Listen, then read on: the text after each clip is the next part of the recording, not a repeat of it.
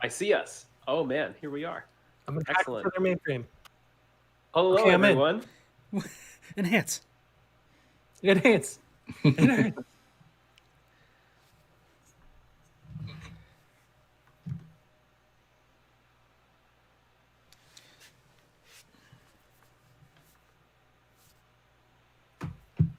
There we are. Cool. Very cool. Do you see us? I don't see us. I see us. I see us. Okay. I guess as long as you see us. That means we're official. Yep. We are all I like in the our Lego graphic here. packages. That looks very nice. That's awesome. I wish I could take credit for it, but one of our listeners made it for us, which is super cool. Yeah, that's almost that's really flattering. Yeah, that absolutely. He made another one. I need to try maybe to we should scrounge get it up. Good. Maybe we should commission Sarah to another picture of us, since we have a That's true. kind of a different setup now. Yeah, That's a great idea. we should repost that with the potatoes. Oh man, I don't know. Oh, yeah. Maybe she could redraw her cactuses. Right. What was the name of her comic? Something. Wartooth. Well, it's not comic, but her site is Wartooth Designs. Yeah. Doesn't she do like a squishy potato? Yeah, she Something? does a lot of those types of drawings. Yeah. Okay. Potatoes with underwear. Yep. Mm-hmm. Yes. Yeah. Can't forget tidy whities specifically. Stained tidy whities, unfortunately. Stained. Yeah. Mm-hmm. Yep. It's not I was butter. gonna say She that's removes my adorable, but no, I prosthetic don't drinking know. a beer. We'll have to find that somewhere. Yeah. Ready to go? All right, I think I'm ready when you guys are. Unless you want to wait for more people in the chat. But You got your shtick, your intro. yeah, I got it. You're either going to love it or you're going to kind of groan at it. Maybe a little bit of both. I don't know. It's not to say I can't do both. Right. I'm Yes, excited. you're for it. talented. Here we go. Are you guys ready? Let's see if I can do it right the first time out this time. All right. We all know the real treasure was the friends we made along the way. Welcome to the Making Geeks podcast, a podcast for makers, families, and geeks. Hey guys, how you doing? What's up? Hey. Doing good. Thank you. For everybody listening at home or anybody in the live chat, you might have heard a different voice there. And that's because we have a special guest with us today. We have Alex from Super Make Something. So welcome to the Hi, podcast. everybody. Yeah, thank you so much for having me on. This is awesome.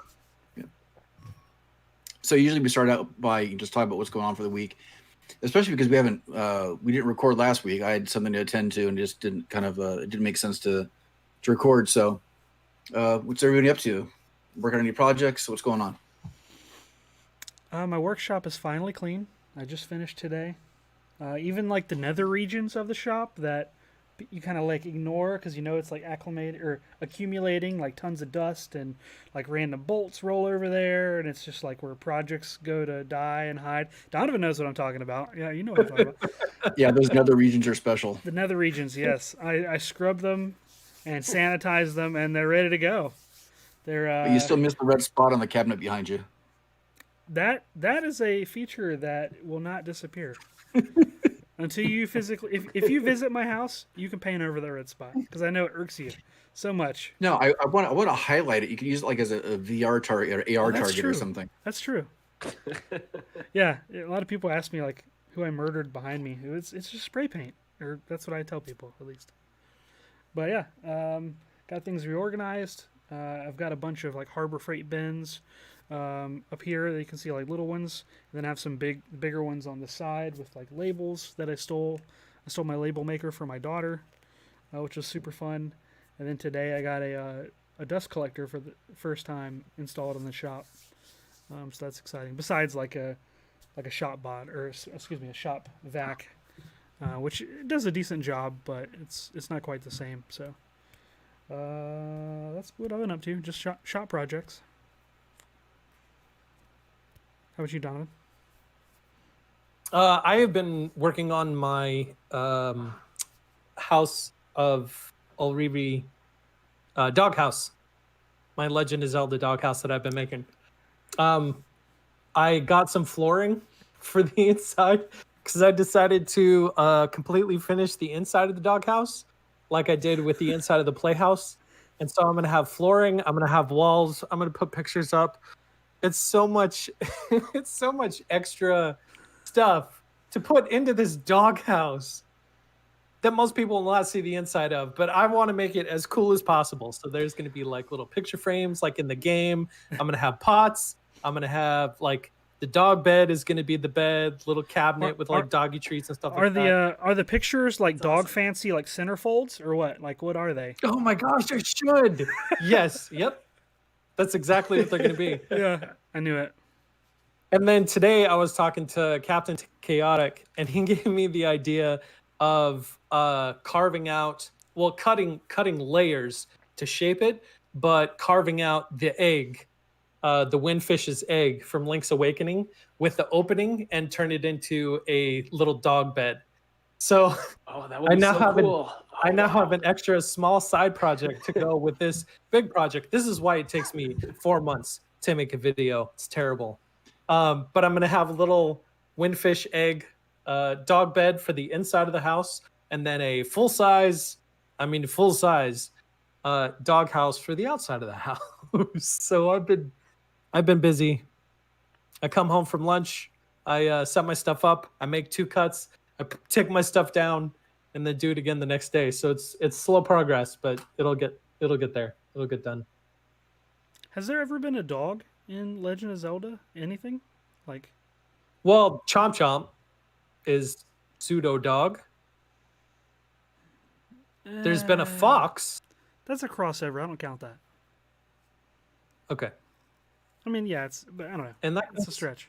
a wolf, a fox, That's a true. wolf, A wolf. and Chomp Chomp. Yeah, that's true. Okay. Yeah. What about you, Sean? What about you, Sean? So I'm in the middle of working on a video. It's supposed to be out a couple of days ago, but things got hectic at work this week.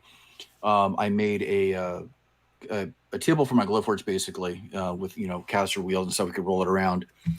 So I'll have a video about that, and then I'll be doing a kind of a review video of the Glowforge. I'm going to be really, really critical of it because I'm actually not entirely happy with it. Yep. So. Can we ask what you don't like about it, or is that a spoiler for the video? No, it's not a spoiler. I think it's a piece of crap.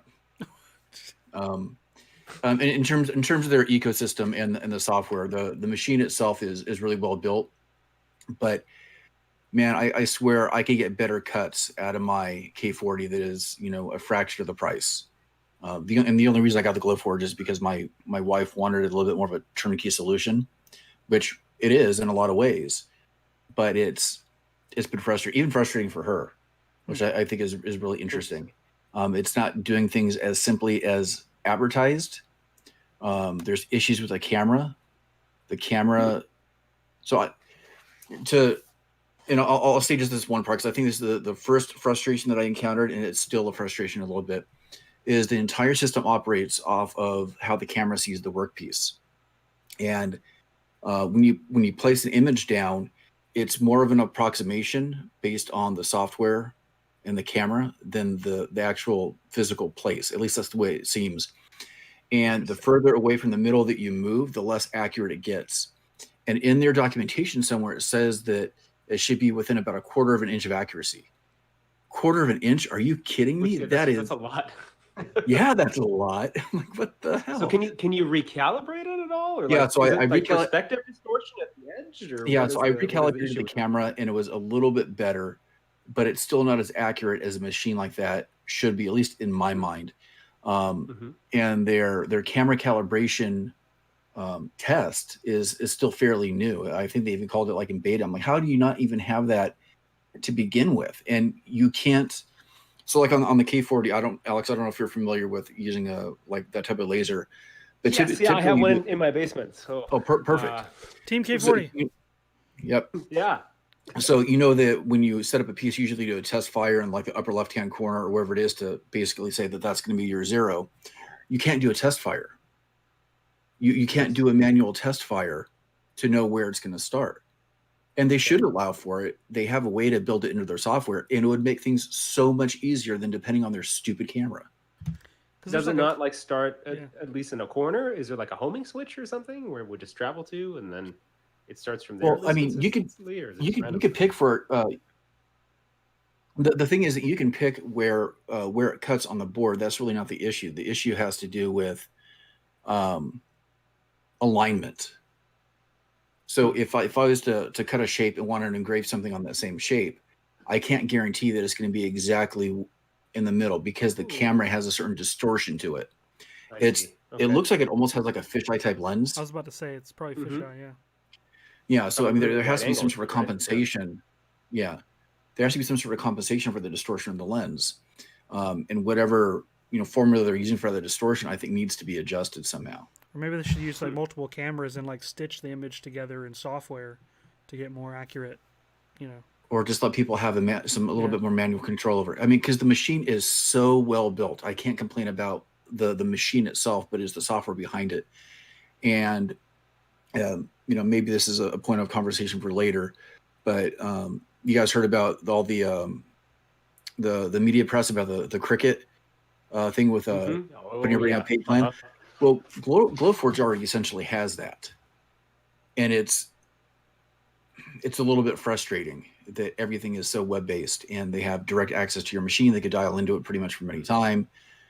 I do not like the the internet connectivity of all things. Right. And even correct me if I'm wrong, but like if you process just a standard job, right, you're basically the processing goes in a queue on their server. So if it's either like a lot of people ahead of you, or if you have a really big job, it'll take so much longer to process before it's ready to cut. But you can pay to get in a higher tier to actually get you like fast laned, kind of like Disney World, to get your job done faster. Is that right? Yeah, that's right. I don't know what the speed difference is, but it seems so ridiculous to me that I have to have this file processed somewhere else and not remotely. Yeah. There's a whole hour-long conversation on that stuff. Yeah. Which might be relevant today. I don't know, but I'll table that for right now. So Alex, what's going up? What are you up to? Yeah, so I've been in this weird situation where I'm kind of between 2 or 3 projects, and like I start one and then I decide I don't like it, or it's not really kind of what I want to do, or I kind of lose steam. So actually, one of the things that I've been looking at doing was building an enclosure for my K40. So I bought one, I think, basically around the same time that Wes did for a project that I was working on at the time. And I really like it, but the problem is because the insulation is basically non-existent at all from where you're cutting. Like I just have it in my basement, and they give you like a little fan that doesn't really do much to vent to the outside. And my entire basement just smells like there was a fire. So what I've been meaning to do was to take maybe some 80-20 and build an enclosure, and then just kind of seal that really well, just to have this box maybe where I can, attach a better venting system to.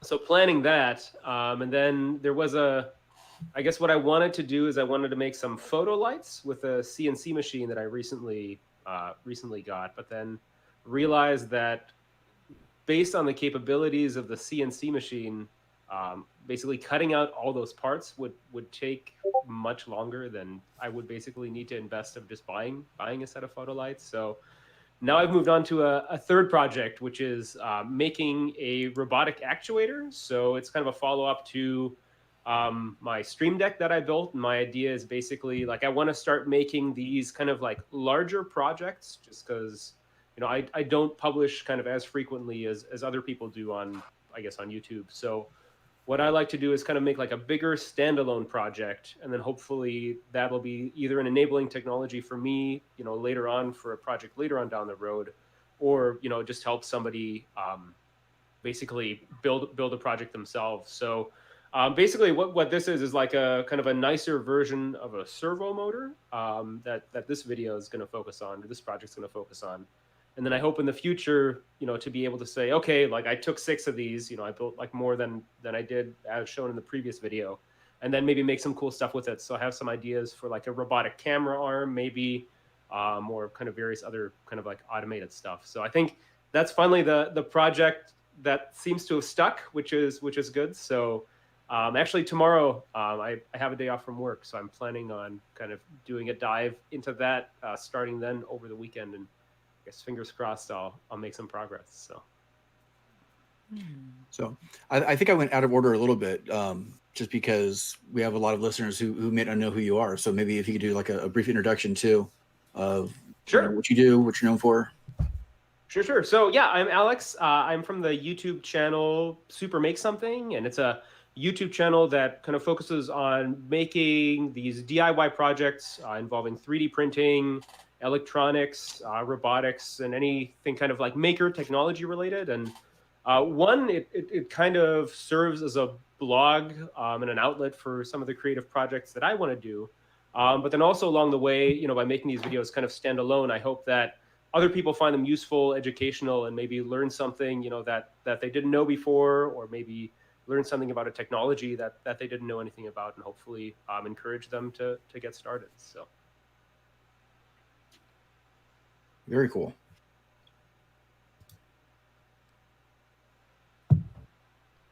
So of your projects that you've made, there's a wide variety of different things that you've created on there. What would you say are your like standout, like top favorite ones for whatever reason? Yeah, so the ones I guess I really like are a combination of kind of like multiple different topics. So I really like, and I think I guess for me personally too, I'm a very kind of like hands-on learner. So if I can make a project that connects something like coding or soldering to like a bigger physical project, where you kind of can get something tangible maybe at the end or throughout the process, I think those are the ones that I like the most. And I think of those, the ones, that I personally like a lot, and the ones that other people online have seemed to like also, is a robotic drawing machine. So that was one of my big ones, where you basically, I guess I 3D printed parts and then built this kind of gantry system out of PVC pipe and stepper motors, and then wrote code to basically take an input image, and then the program kind of processes that image to draw that picture in one continuous line, I guess. And for me, that was nice because I could save myself some weight, I guess, in the end effector, and then use one motor less. But kind of side benefit from that was you get some really kind of unique looking art out. And I think that kind of stuff is cool. Another one that I built recently for Maker Faire, actually here in Cleveland, where I'm at, was a NeoPixel mirror. So basically what that was basically a laser cut grid using the K40. And then I 3D printed essentially a bunch of caps out of clear PLA. And then underneath each of those caps, there was a NeoPixel LED with a camera in the middle. And then basically what you would get is like this really low fidelity kind of pixelated 32 pixel by 32 pixel representation of whatever was in front of the mirror. And at Maker Faire, I guess that was a huge hit, because people like would stand in front of it and wave their arms, and it got people excited about electronics and programming and laser cutting and stuff like that. I guess it's I love that one. Fun. Obviously, those projects take a little bit longer, but I guess at the end, I mean, it's worth it, and it's a nice thing to document, I guess, on the YouTube channel. So it's really cool. Yeah, that one's one of my favorites, I would say. Oh, thank you. So like, I think that was the first one that I saw that got me into your channel was the NeoPixel one. And then I started following you on Instagram about the time you started designing your Twitch, the board. Yes. Yeah, the Stream Deck. Mm-hmm. Yeah, the Stream Deck. I knew there was a fancy name for it. Stream Deck. I don't do Twitch enough, so I don't know the names. Yeah, the Stream Deck. And I remember like looking at all of the models, being like, holy cow, I can't believe that he can like model this before he even makes it. And so I've been following ever since. Oh, thank you so much. Yeah, so I guess Yeah. I'm fortunate in that way. There's a lot of overlap, I guess, between my day job and the stuff that I like to do as a hobby. So I know it's an easy transition, I guess. I mean, so just to basically take all the stuff that I do at work and then apply it to something fun, I guess, and a little bit more outrageous, I guess, than I get to do in my day job. So Which it's a robotics engineer or something like that, or what's your day job? yes. So I'm a robotics engineer at NASA Glenn here in Cleveland. So, and I guess there. NASA Glenn. Yeah, NASA Glenn. It's the I guess the NASA center in Cleveland that not a lot of people know about. So everyone always goes like, "What? Like Cleveland has a NASA center? Why is that?" But actually, they have a long history here in Cleveland with flight, basically, and I think that's kind of how the research center developed. So I'm in a lab there where we basically we do a lot of studies on mobility systems. So we basically get all kinds of different rovers and different rover technologies, and we have this like giant sand pit where it's kind of an analog for like the lunar surface, basically, and we can do things like a lot of traction studies, and we can do a bunch of motion capture work and stuff like that, and hopefully, I guess, contribute to a better rover that I guess will last a long time once we fly it somewhere. So So you good. So, like, are you familiar with Mark Rober? I'm sure you are, Yeah. considering Yeah, the sure. kind of content you make.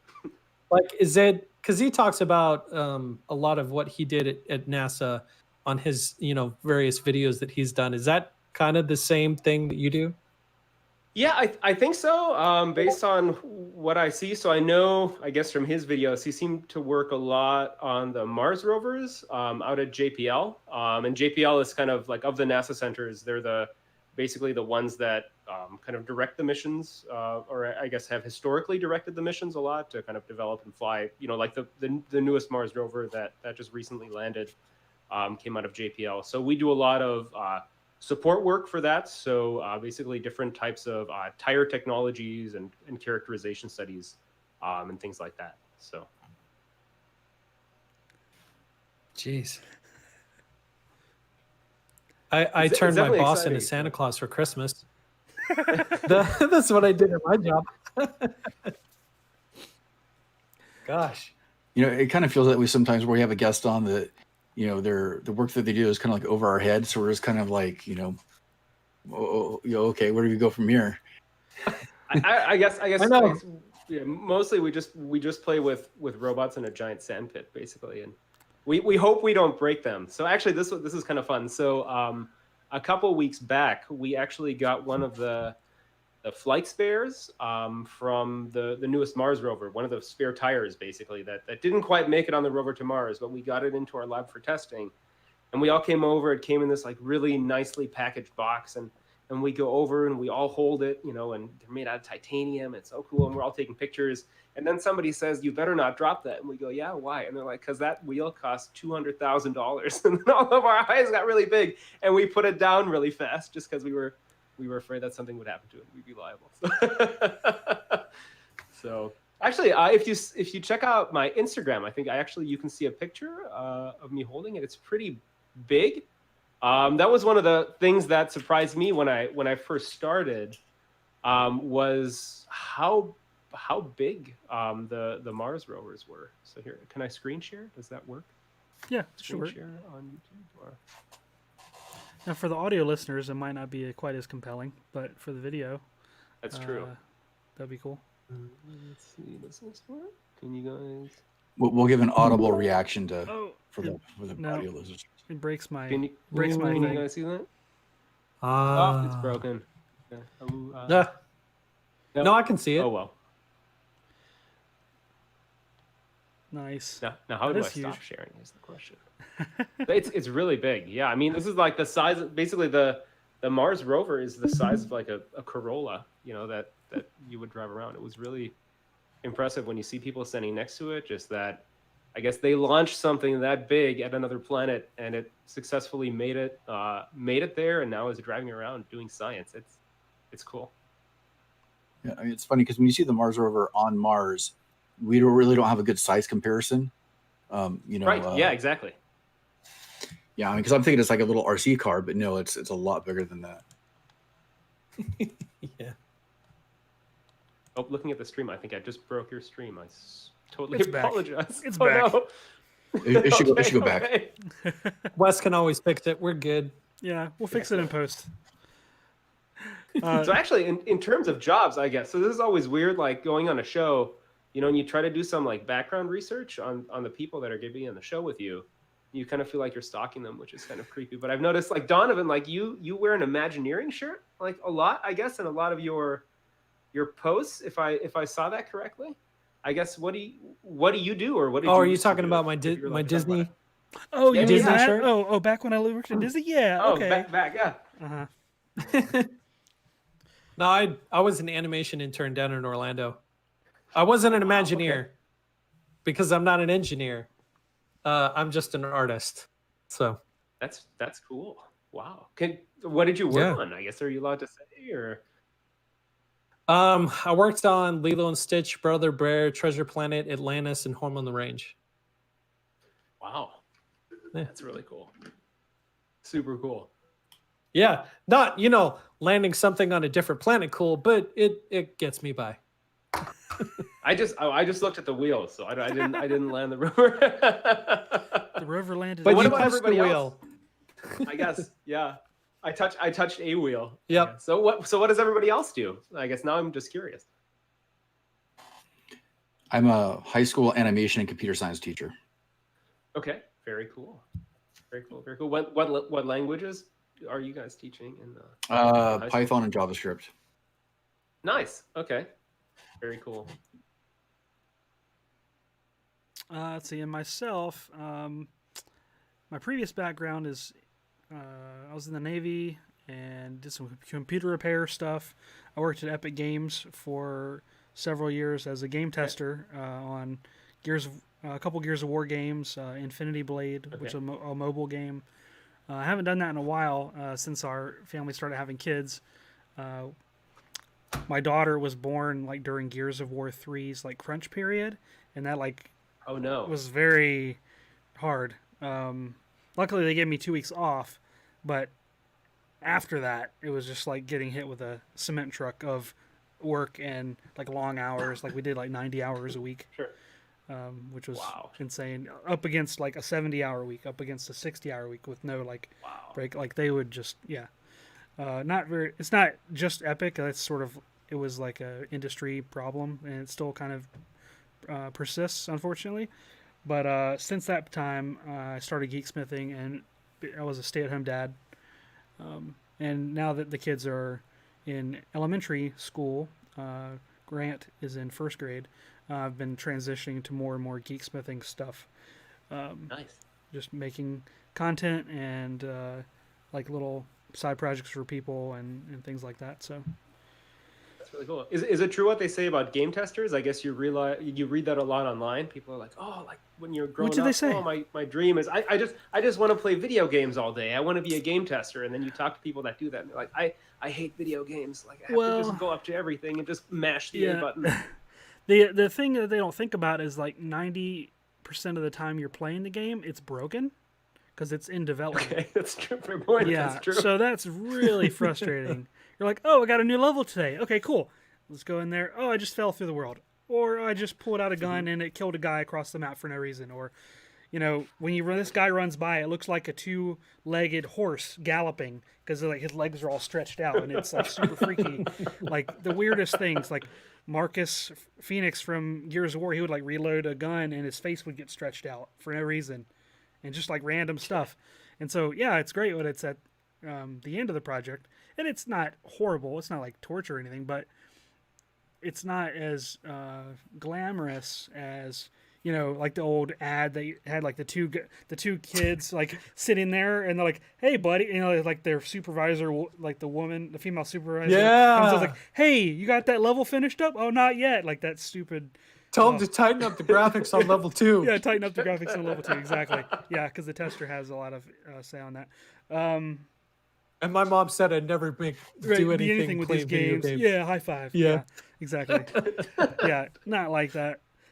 I can't say like some of the worst parts I had for that job were they had this one pass that they would have on a multiplayer map called a hit detection pass, and basically you would have to go in around the environment and pull out a gun and shoot different things you can see, and you have to make sure like if you shoot a brick wall that the particle effects look like brick and that the sound is like similar to a brick sound. Like sometimes you would shoot like a rim of a tire and it would sound like water. You're like, oh, that's obviously a bug. So you have to go around shooting everything, which sounds fun until you have to like actually write a report about the things that are busted. So everything that doesn't work right, you take a screenshot, you take an in-game coordinate capture, and then you have to like list it. So that at the end you end up with like a list of like 60 bugs that you submit. And then okay, you're like, okay, I'm done. No, you're not done. So the level designer a week later sends it back saying, I fixed all those things. And then you have to validate that they're all fixed. So then you have to remember or like teleport to each one. And oh, guess what? Half of the ones you fixed, in quotes, air quotes, didn't get fixed. So it's just like, yeah, like shoot. Like which I imagine is exactly like working at NASA, right? It's exactly like, yeah. Mm-hmm. We have a lot of meetings too, so I understand. There were pluses as well, but yeah. Uh-huh. So I assume, is it like when an actor says like, "Oh, I never watch what I'm actually in"? Is it same for you? Like, have you ever actually played Gears of War 3 like once it was done, or were you just over it by the time that was released? There's certain levels that like I hate playing on the single player mission, but the multiplayer, I was on the multiplayer team, and so I actually take a lot of pride in the stuff that I help. Like I think it reviewed like one of the best ones that they've ever came out with in that series, and like especially now with like they're thick on Gears 5, a lot of people in the community are like, oh, it's not as good as Gears 3, and like keep referencing that as the pinnacle, and I'm like, that's awesome. Nice. So I'm definitely proud of that, but I mean, I can't say it was all bad because I did end up on like a Orange County Choppers episode. In like the background because they did like a Gears of War themed bike, and then we had like a lot of like print or like the G4 TV people come into the studio and stuff, and you can see like Morgan Webb and like celebrities and all those things. But it was kind of cool. But enough about me. Mm-hmm. Let's talk about you. What kind of games do you like to play? And have you integrated many of the games into like projects? Like, do you have any on the drawing board or? Yeah, so, back in the day, I used to be a big RPG guy. So I remember, I started off, I think, kind of like, and the thing that got me really into engineering and wanting to do that was when I was, I think, 7 or 8, I had a Super Nintendo. And the first game that I ever got was Star Fox. And, obviously, like, groundbreaking at the time, 3D graphics on a Super Nintendo was, like, totally novel. But the thing that really got me was that in the instruction manual, like on one of the pages, like back in the day, right, they built like these crazy models for these illustrations, like for the game graphics and for the promotional stuff. And there was a photo of an R-Wing, like the spaceship from the game, but it was like a dimension drawing and like an engineering drawing. And I guess that's kind of like how I remember it. And I was like, wow, like what is that? Like that's super cool. And that kind of got me down on this path. So, so growing up, I guess it was a lot of, kind of Nintendo games, because that's kind of what grabbed my attention initially, and then turned into a lot of RPG games when, I had, when I was kind of like in my teens. So when I got my first PlayStation, like the game that I bought with it was Final Fantasy VII, and I just played that game to death. But now, since I guess getting a job and I guess, having a family and things like that. So now I mostly play kind of games where, it's easy to pick up and then easy to drop out of. So kind of a lot of kind of like online games, like some shooters, I guess, when the kids are in bed. But then a family favorite is we play a lot of Fall Guys. So, my kids love the costumes and kind of running around and watching like these little avatars just falling all over the place. And they think it's hilarious. So nice. That's kind of what I've been playing mostly. I guess it's not the pinnacle of like AAA games, but I mean, it's still fun. So I don't know. Absolutely. No, having kids changes gaming a lot. For sure. Lot. Yeah. So I totally get that. Actually, yeah. So this was actually really cool. So one of the first games that my son ever had an interest in. So he's 5. We got Oh, you're gonna be mad at me when I don't remember this. On the Switch, the Zelda game that was kind of Breath of the remade. It Wild? was the remake of the Game Boy game with Oh, the Link's Awakening? Windfish. Link's Awakening. Link's Awakening. Yeah, yeah, yeah. So we Yeah, played yeah. through that together, and that was like the first game that he was like super interested in. And that was a really cool experience. And I think like of the games within like the last 5-6 years, since my kids were born, that's like the longest kind of adventure style game that I've played. So it's exciting to see, I guess, that my kids are also getting into video games. So That's really cool. my daughter a likes good to one. play iPad. She plays a lot of Mario Run. So you guys have played that one, so Yeah. And my son just discovered, like, in the area that we have the games, we have like a little table with Disney Infinity figures and also like the Mario or the Nintendo Amiibo figures, and he just recently made the connection that all those things did something. And like he's a huge like Nice. Nintendo and like all things Marvel, Disney fan, like, and so when he realized like, oh wait, you have a game. Wait, there's a game that you can use these as like a character, and that's my character. What? Wait, what? And it's just like you could see his brain like melting. It was amazing. So unfortunately, I have a decent little collection of them, but unfortunately, like the ones that he's most interested in are like the most expensive ones on eBay now, since they're not sold for like the Disney Infinity. So I'm gonna be dumping some money I don't need to be dumping into some of those for his birthday or something. But it's a lot of fun to see him kind of geek out on all that stuff. And then I introduced him to Smash Brothers like this week on the Wii U, Oh, nice. and so you can integrate like a lot of the Nintendo related stuff, amiibos in there, and they can create a character that plays with you. So you like pop Bowser down there, and he's like, oh, it can be this little figure is my teammate now, and you can level him up. Like what? Like amazing. You forgot about that That's cool. function, Donovan? Dude, we just got Super Smash Brothers, and I completely yeah. Once again, Wes, you're blowing my mind. I Never try. fails. I try. Yeah. My son's gonna flip a lid. And all that stuff with the NFC kind of toys to life toys. I had recently thought of maybe trying to use them in like a project, like maybe some sort of display or something, since you can get like an NFC reader for like a Raspberry Pi, and each one has its own like serial number. You can like set it up where you can like put a guy up on a pedestal, and it'll have like maybe a screen behind him or something that'll like play like animation for the different characters, or it'll all access like a video library of things to play. Just all kinds of things you could do with that. That would be pretty sweet instead of just putting them on a shelf. Because all you Have need you is a looked unique into it code at all? that's right from the NFC, right? Right. Yeah, like what kind of data is stored in the figurine?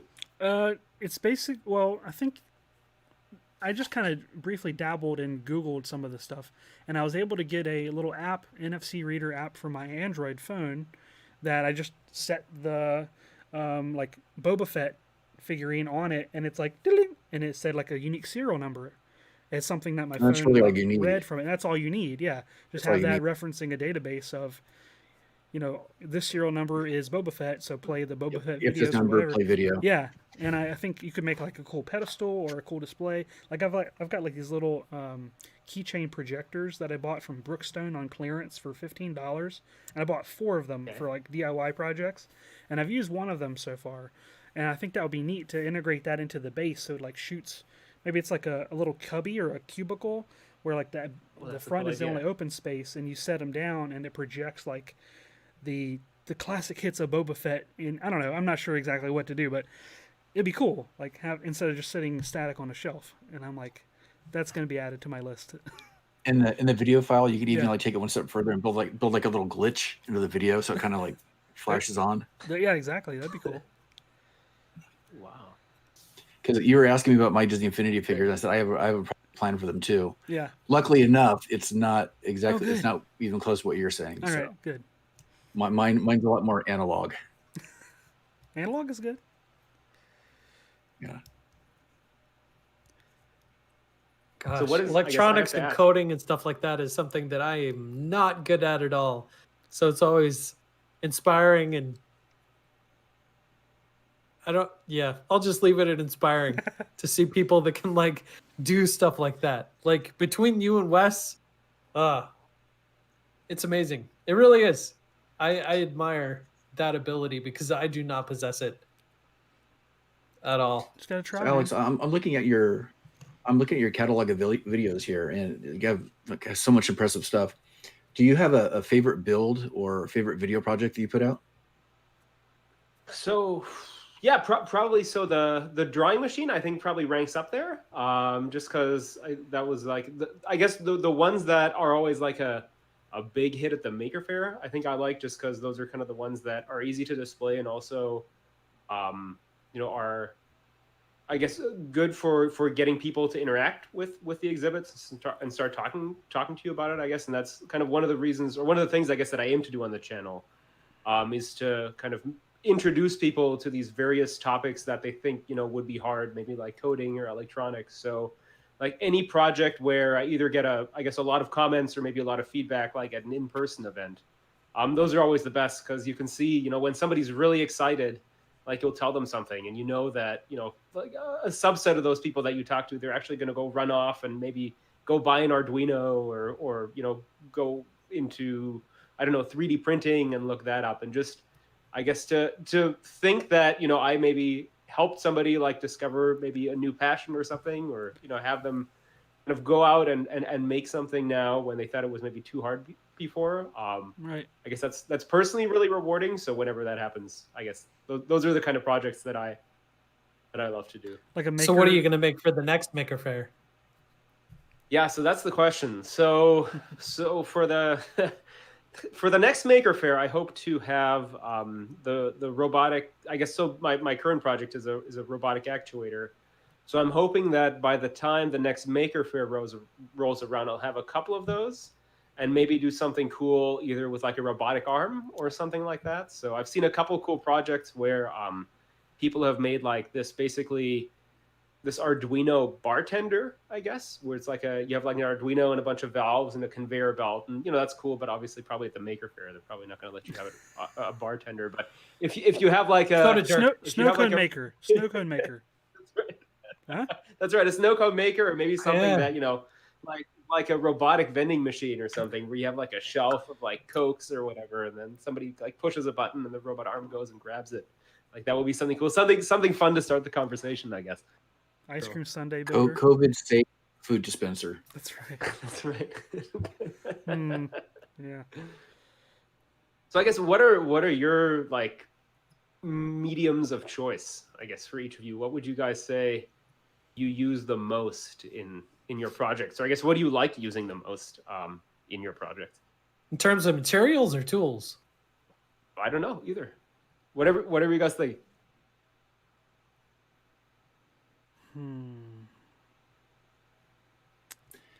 I tend to be a generalist, so it's typically whatever I'm inspired for at the moment. I started out with woodworking because that's what I knew more growing up. Then I got a little bit more into some automation stuff, and then more recently into the electronics because I know how to code. I know how to put together a circuit. Just I usually lack a little bit of creativity when it comes to those things. But I'm leaning more towards the automation type stuff now. And of course, my current job with teaching computer science, I tend to be, looking at and examining those things on a daily basis a little bit more.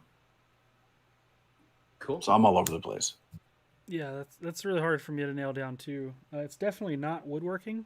I'll just say that. Like, it's a little ambitious for me to even have a table saw in this space, considering how. Yeah, you've made some really nice stuff. So don't sell yourself short. It takes up so much room, and I use it so little. So does it even need to be here? Like, I'm looking at it in disdain right now because it just needs to shut up. Anyways, I would say anything that I can leverage some of my training. Like, I have a background in computer modeling and electronics that I was trained in the Navy. Anytime I can use a combination of those things together in a project, it makes like the feel-good centers of my brain tingle, if that makes sense. Like, it's really satisfying, like iterating on like code and stuff to make something work, and then also if I can do some 3D modeling and have that in real life, it's very satisfying. And especially if I can mix in some geek stuff, like some pop culture references or IPs and things like that's perfect. soup, maker soup for me. I guess I'm the worker of the group. I mainly do woodworking because I'm not very good at anything else.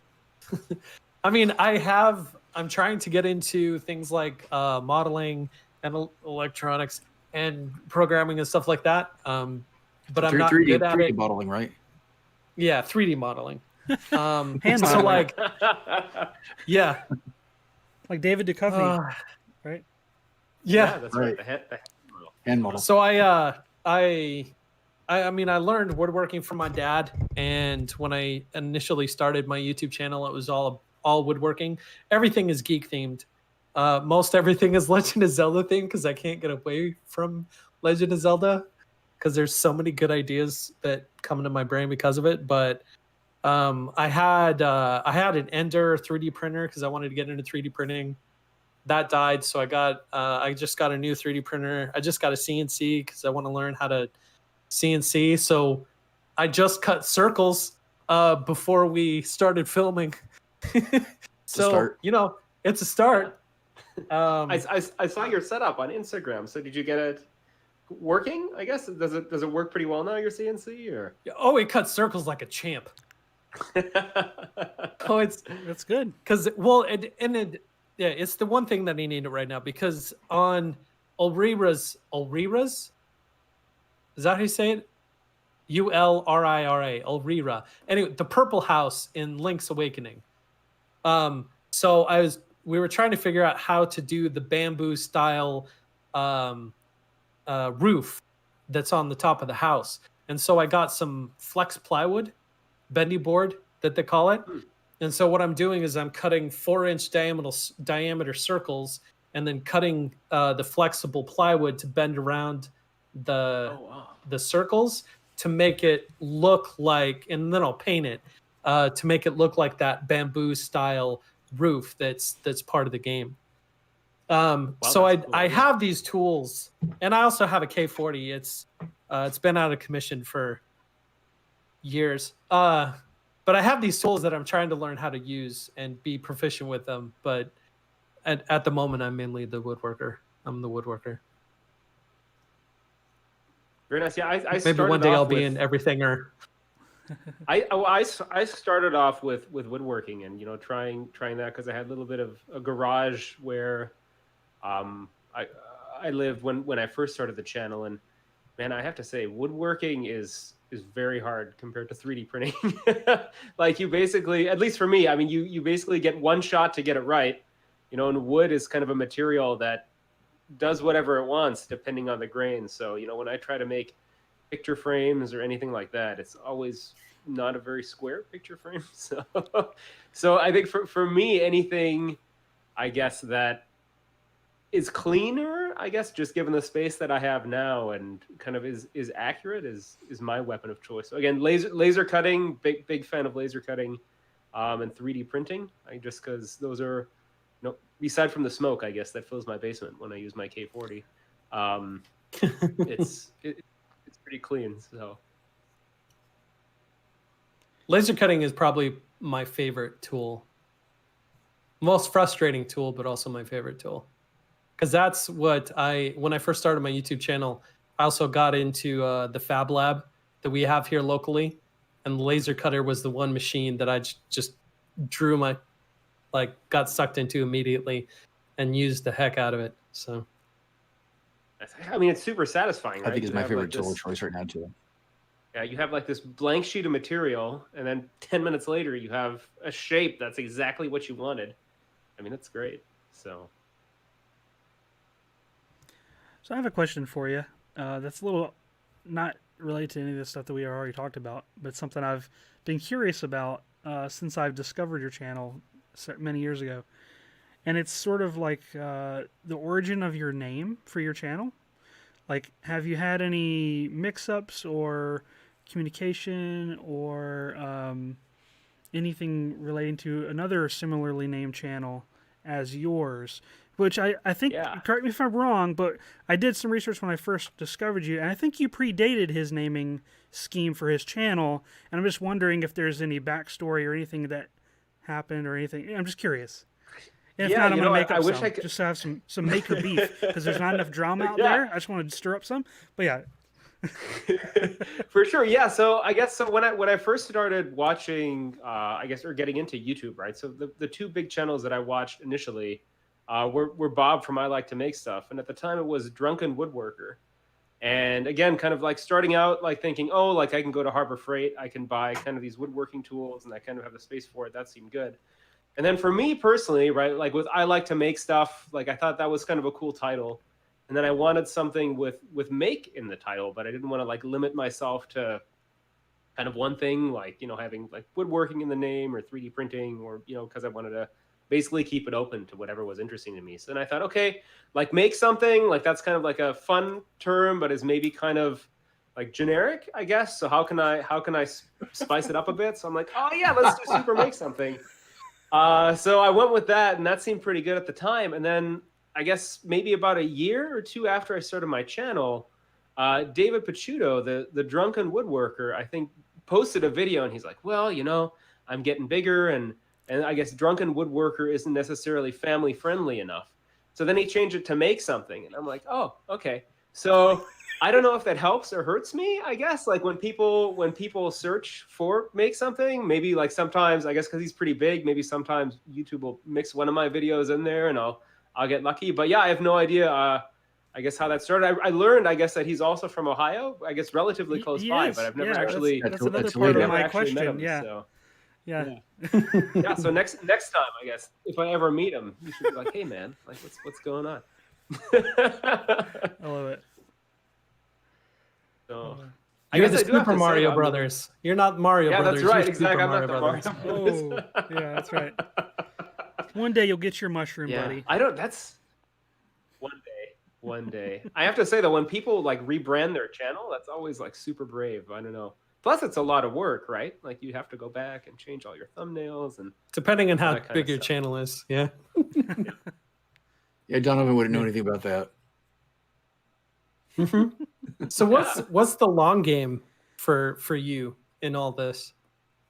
Yeah, you know, that's a good question. It's something I've thought about. I mean, for now, I think my current game is, I think my channel is like in a nice place where I make enough revenue, I guess, that kind of making the things that I make kind of pays for itself, and I can kind of, you know, upgrade my tools every once in a while and like explore fun stuff. Eventually, I mean, I think what I'd really like to do, I mean, like everybody else, right, is grow their channel. For me, I guess, so I could make some bigger projects. So I know that there's some, I guess, YouTube channels out there that I watch, right? They have like 200, 300,000 subscribers, and they have like these crazy CNC machines.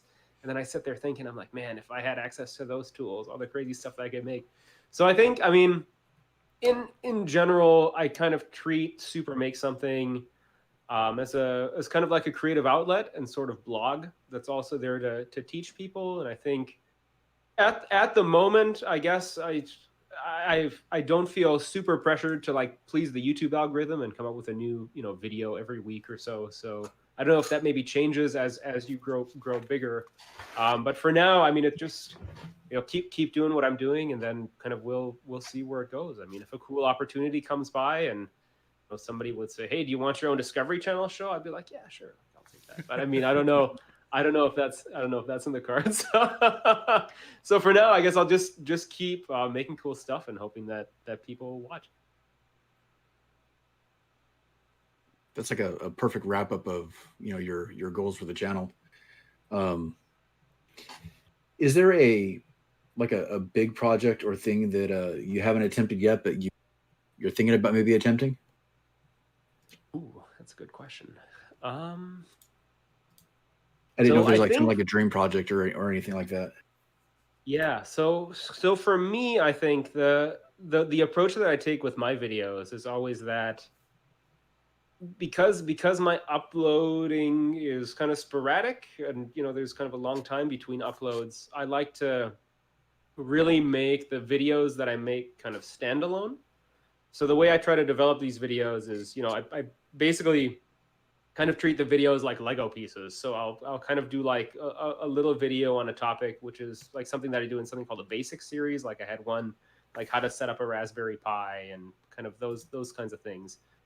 And then kind of once I have those building blocks, like my hope is to be able to go back and reference those and then do bigger projects. So I think, with this actuator, I really hope that kind of I can make kind of bigger projects like that. I think what I would really love to do instead of just robots, kind of robotics projects, like I've always had this dream of making this giant 3D printer, just because I guess knowing, like that 3D printing, I guess with the space that I have, is kind of the best fab technology that I can work with now.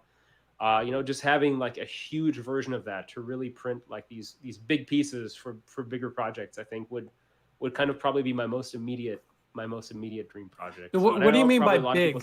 Like pouring Yeah. concrete, like big? What is the scale of what you refer to as a big 3D printer? I guess for me, scale wise, like I'm thinking I could print an Iron Man armor like in one shot, basically. Like I think that would be cool, right? Like something like that. So like people size, not like I can print myself a house size, but I mean, so actually this is interesting. So I don't know if you guys have, I guess, seen this on the news recently, but I guess now they're actually making these like essentially giant 3D printers that print concrete or extrude concrete. Yeah. And they're using that to build low cost housing, which is super cool. So I mean, if I ever had the opportunity to try to build something like that, and if I had the space, like where if I printed a house, like could actually, use it and like, or whatever, make a permanent structure, man, I would love to do that. So maybe that's my dream project, I guess, building a giant concrete 3D printer. A couple years ago at Maker Faire, they had, I think it was like 10 foot 3D printer, at least would print like 10 feet high. The footprint was probably maybe 18 inches, if I remember correctly. It wasn't really wide, but it was really tall. And every 3D printer basically operates off the same principle. So being able to scale that to different sizes really isn't that complicated. It's feasible to do, or at least possible to do, depending on what you're printing and the set time and everything else like that. So yeah, it's definitely possible. I would be so scared to sneeze, because you're like 1,000 hours into a print and you sneeze and whoop, and I imagine they'd have different ways of supporting it along the way, or at least I think you would have to. So that's actually an interesting thing too. So I've noticed, like with a lot of these hobby printers, right, the way they work is basically exactly like what you said. You have a stepper motor. There's no feedback about where the position is at. And same like, with these kind of hobby level CNC machines, where you're basically just going and you're hoping that your motor always follows along and never skips a step. Like that's one thing that I'm surprised hasn't been integrated more into these hobby machines, is some kind of feedback mechanism. Because I mean, like encoders to measure position and stuff are super cheap, and seems like a total game changer that people could really cheaply and easily put into a machine to set themselves apart. But I've never seen it. Like I've seen it, in these industrial machines from Stratasys that cost, $10,000, $20,000. But I've never actually seen it, I guess, for MakerTech. So that's actually a really interesting point. And then I guess you wouldn't have to be afraid to sneeze, because then you could just be. So it sounds like you're going to be starting a. So Alex, it sounds like you need to start a Kickstarter to make that happen. That's right. Maybe I should do that. That's a good idea. So we'll see how this actuator works. So that's one of the main features of this next project that I'm building. So it uses a stepper motor, but because you really want to be able to kind of quote unquote be rough with the actuator a little bit, I am putting like a feedback mechanism in there to actually independently measure the position. So just in case you do something horrible, with your motor as you're building something or testing something out, you can recover basically and use that as feedback. So yeah, I don't know. Maybe use that as the basis for a giant printer if it turns out. Who knows? That would be awesome. That's cool. What about you guys? Do you guys have any big projects coming up that you feel comfortable talking about? Or I know a lot of people, I guess, they say like, oh, like I don't want to say, I guess what I'm doing, I guess, but I don't know. I have a unicorn type project that I still don't know if I'm ever going to get to, but I've talked about it for years now, probably since we started the show, and that is building a pinball machine. Okay. Ooh, nice. Okay. And the idea isn't just building a pinball machine, as if that's not complicated enough, but I want to build a maybe like 3/4 scale, but I want it to be modular, where somebody could at any point could remove things from the play field and set things up and basically recreate your pinball field on the fly whenever you want. So I don't know if you've seen the channel Get Hands Dirty. I think they're out of Portugal. Yes. Have you? Yeah. Yeah. Yep. So I've seen Christina, right? Yeah, Christina. Yeah, I saw it. She built a 2-player pinball machine where you could kind of do just Yep. that. It was kind of like on a pegboard, and you could move stuff around. Yep, I saw it. Because I also want to take it one step further to where somehow the field becomes electrified, so you could actually put electronic components on there and move those around live. Very nice. Okay. Very cool. So are you a I big have no pinball idea how to do fan, any of or- it. Yeah. Pinball. Okay. What kind of machines do you like? You like the old EM ones or the I guess the newer digital ones? I like all of them. One of my first jobs when I was 16 was working at Chuck E. Cheese, and I used to work on the arcade machines. I'd fix arcade machines. There was a pinball machine there that I was fascinated with, the way it worked, and I would have to resolder, replace solenoids and other things in it, and just all the moving parts. Kind of makes my head spin. Like, I don't think I'll ever be able to create that, but creating my own version of something like that works in a similar way would be kind of cool. I worked with, I don't know if you've ever heard of a company called Pinbox. They make cardboard pinball machines. Okay. And I did a video for them, and I recreated I made a pinball machine based on the 1980s movie Rad. That's themed. Okay. So that was my first kind of small step into that space. That's awesome. Oh, good luck. I'm excited to see it. So am I. If it ever happens, I don't know. Do you remember what the pinball machine was at Chuck E. Cheese that you worked on? Do you still remember what the name was? I think it was called Whirlwind. It was a tornado type theme. Okay. Oh, cool. I think it's called. Was that the Whirlwind. one with the spinner in the middle? Like, and it had magnets I think so. that basically like. Yep. I guess I'm a pinball fan, so I guess. Oh, okay. There we go. Yep. We had one growing up. I guess when I was little, so my dad was really into them, and I know they're always fun to play. I guess, and especially when you're little, like the sounds and the lights, it's awesome. Oh. I love the tactile nature of it still. I don't know if you are familiar with Ben Heck. Yeah. Yeah, for sure. Well, he was actually the inspiration for me actually having that idea to begin with, because he, built a couple of pinball machines and did some scale things. And I got to meet him at Maker Faire a year or two ago, and I talked to him about it. So it was kind of cool. Yeah, I remember watching him back in the day when I started. I guess he was with Element 14. Yep. And actually, originally with Revision 3. That's right, with Revision 3. Yep. So, and he came out with a new project every week, and just, I mean, wow, I don't know how he did that. I mean, he must have been under the gun like every single week, just trying to come out with a new project. So he got burned out. Yeah, that's right. He left, and I think now his other channel, his new channel, is doing pretty well. I guess he does some microcontroller stuff, so that's kind of fun. He does all over the place, social commentary stuff, just almost whatever. One time he reviewed a Culver's sandwich, which was funny. It's kind of nice. I mean, that's nice, right? That's what YouTube is, I guess. Whatever content you want to make, you get to make, and either people watch it or don't. But at the end of the day, right, you're the boss. So that's always, I guess that's kind of nice how tech like that is democratizing content, I guess, which is cool. So yeah, absolutely. What about you guys? So what are your guys' dream projects or upcoming projects that you guys are excited about? One of my dream projects is probably never going to be an upcoming project for a couple different reasons.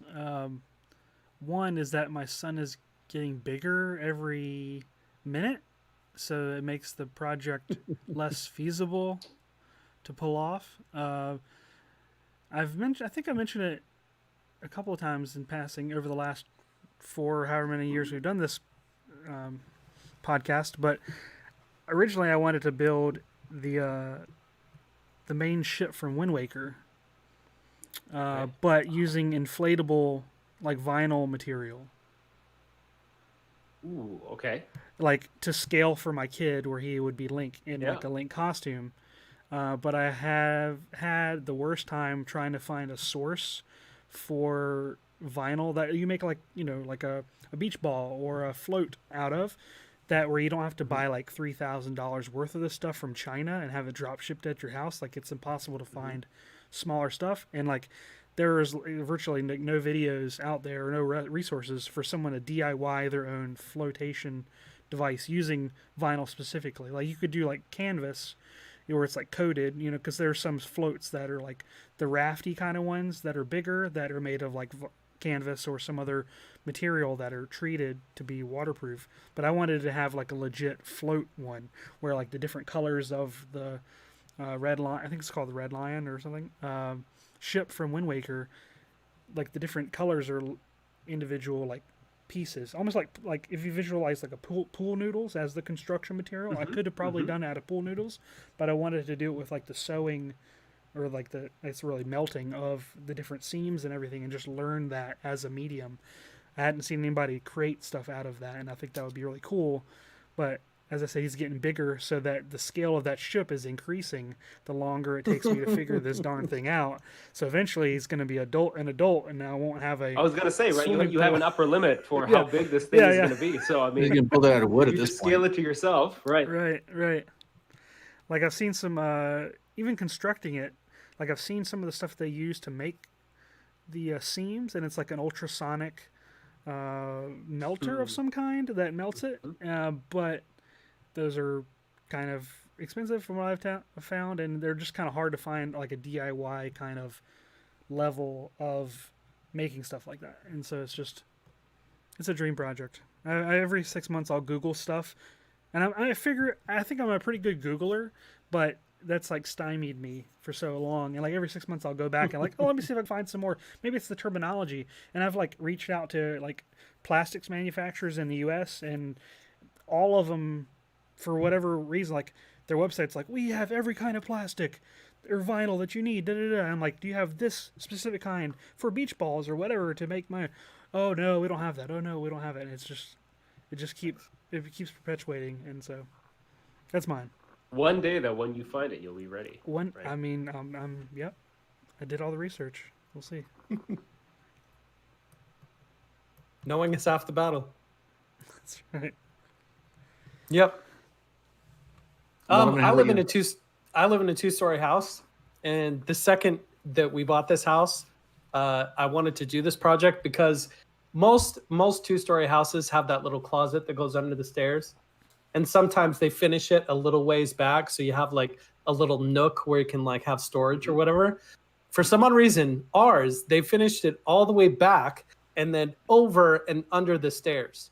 So there's this entire storage play area under our stairs that I've wanted to turn into a hobbit hole, because the other side of the of this little hidden nook in our closet is the corner of our living room. So I want to punch a hole in the wall of my living room and make a hobbit door, and then on the inside of the closet where they typically would have framed it in to create that little hollow, I want to make the doors of Durin.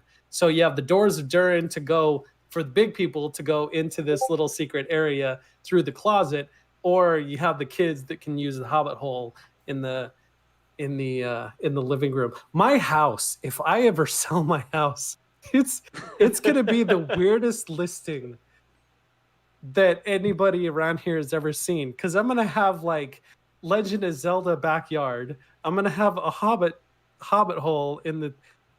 My son wants a Legend of Zelda room, like totally decked out, like Wes did with Super Mario. Like by the time we sell this house, either people are gonna love it or be so confused as That's what amazing. happens.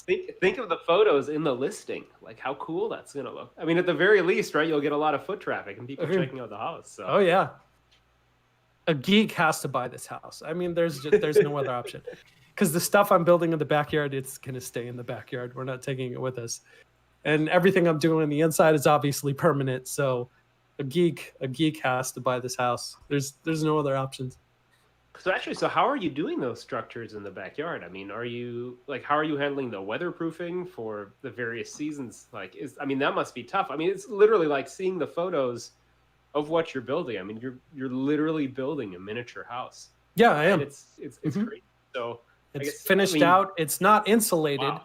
I decided not to do it because of cost, but it's tarred, it's roofed, it's sealed. They're little houses. That's awesome. So how, I guess I saw too, you guys recently had snow. So how is the house in the winter? Can you still like go inside, or lack of insulation? Like, does it make it too cold? It's amazing. No, all it takes is a little space heater to warm it up. Okay. So great. Is there power in the house? Did you run power? Yeah. Wow. Well, I can run in. There's like, I built a chandelier and everything. So there's like lights and power in the house. You just have to plug the house into the main house. Okay. Yeah. Okay. That's awesome. Nice. Wow. That's cool, really man. cool. So we're at a point in the show where we talk about what we're geeking out for the week. Alex, we can let you go first. What are you geeking out about this week? Oh boy. So yesterday we watched Raya and the Last Dragon on Disney Plus, and my kids were super into that. So we started to do family movie night, and I think that's the biggest topic currently in our home. So been a lot of that over the last 24 hours. It was a fun movie, and I guess kind of intense moments where my son he's at a point now where he's always worried that there's going to be a happy ending, because there's always like this big conflict like right in the middle of the movie, like right when there's a climax. But we always tell him, like, don't worry, there'll be a happy ending, and he never believes it until the very end. So to finally see him like, oh, there was a happy ending, and then he just gets so excited. That's awesome. That's always fun. So that's currently what we're geeking out about here. So that's good. I would say I'll have like a laundry list, but I'll go real fast. WandaVision, I loved it. That was awesome. The next one, The Winter Soldier. Falcon and Winter Soldier comes out tomorrow. Looking forward to checking that out. So it's a preemptive geek out. Justice League. I didn't realize that was tomorrow. Snyder Cut is today. I'm geeking out about watching that this weekend. The new Superman and Lois TV show. I've really been enjoying that as a Superman fan. I think they're on the 4th episode. Fantastic. If you like Superman, they've done it really well. I've enjoyed it immensely. And finally, which kind of leads into one of our things we'll talk about in a little bit. I have a server now in the shop, which is right here. It's a temporary location, and it's running a Valheim game server, which is something that we're offering as a patron reward, which I'll touch on in a moment. But that's something I'm geeking out about, is having a server. I've never actually had an actual server, like not just like a repurposed old computer. And it's a lot bigger than I thought it was going to be, because I've always looked at them front on. I've never actually appreciated like the depth of how long they are and how wide they are. It's like a thin plate, but they're pretty big. It's huge. It was like 50 pounds. It's crazy, but it's fun. There's like 2 processors. Each processor has 6 cores. There's 8 hard drives in it. It has 96 gig of memory. It's capable up to 768 gig of memory. It's got 4 Ethernet ports on it. I'm gonna send you my renders. Okay. Yeah, exactly. You can do that. Render farm. Exactly. Yep. Render farm. Like, there's so many things, but I have to do a big thanks to the patrons, because actually, one, it's a reward for them. I'm gonna host hopefully a Minecraft server and some other game servers to build a community and have interactions with all of our friends. And it would not have been possible if it weren't for the patron support, because that's a direct purchase from their contributions. So thank you guys for that. So I'm done. Next. I'll go next. Okay. I'm geeking out about a YouTube channel, a new YouTube channel by somebody named Van Neistat. And it is Casey Neistat's older brother. Brand new channel, new to YouTube. And this channel and the way he shoots and edits and the storytelling that he does during the video is, for lack of a better cliche, a breath of fresh air. It is amazing. It kind of looks like he's shooting with like an old, not even an old camcorder, because the quality of the image and the richness of the color is something better, but it looks almost analog with what he's shooting. I don't know what he's shooting with. it's a very different style that he's using, very different storytelling, but it's kind of mesmerizing. And it really, really different than almost anything that I've seen on YouTube. So I highly recommend you check it out. Even though it's Casey's older brother, he is not Casey by any means. Although they have a similar design aesthetic when you look at his workspace, you can see where Casey got his influence from. And Casey had a video recently that talks about their relationship, and you can see a little bit of why there's that connection or correlation too. So if you're looking for something a little bit different, maybe look for something even almost a little bit poetic, check his stuff out. It's interesting. I have a soft spot for pop culture T-shirts. It's something that it's easy to geek. Yeah, like Wes's, it's easy to geek out about. Today I just got LeChucky Charms. Monkey Island. From one of my favorite properties in the world, Monkey Island. It's fantastic. It's from a guy called Noms, and he makes the coolest pop culture T-shirts. And I'm afraid I'm gonna have to buy a bunch. But are they always cereal themed? Because I have a shirt that has similar fonts on it. That's a Groot one. It's Groot Loops. Is that the same guy that made that? It might be the same guy. Yeah, it has tons of puns on it and stuff. Yeah. Yeah. Yeah. He doesn't only do cereal, but okay. Yeah, he does do a lot of cereal ones. There was Iron Bran was another one you could get. It was amazing. That's awesome. Yeah. It was great. Yeah. It was like a Wheaties theme. It was neat. So celebrating pop culture and geekdom on my body. Nice. I need to get more T-shirts. Yeah. Cool T-shirts. This is what I do because I don't have tattoos. So I have geeky shirts.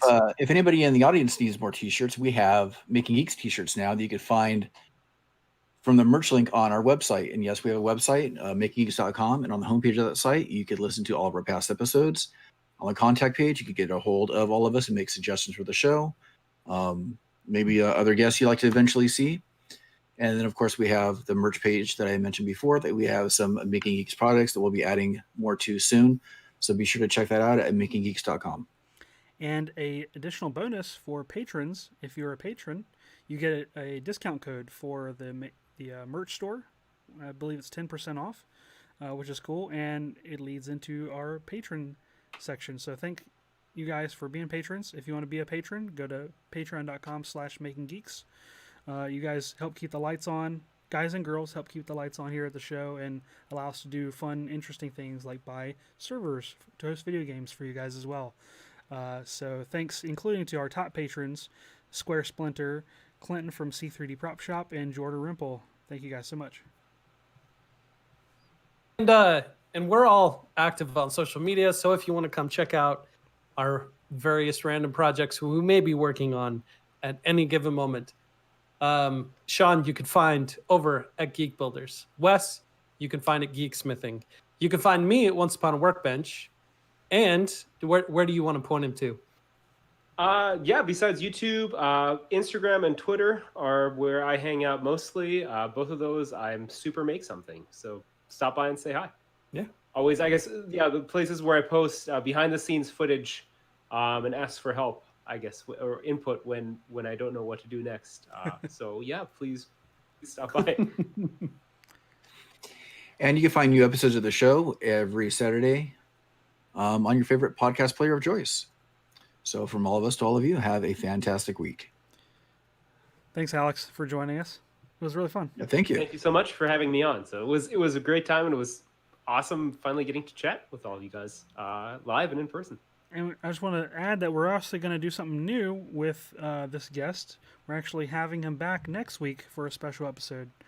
So we've never had a recurring guest in such a short amount of time. So it's almost like an extended stay cameo appearance sort of thing. Or I don't know. It's kind of neat. So look forward to talking to you next week. And sounds perfect. See you guys then. Take care, everybody. Bye. Thank you.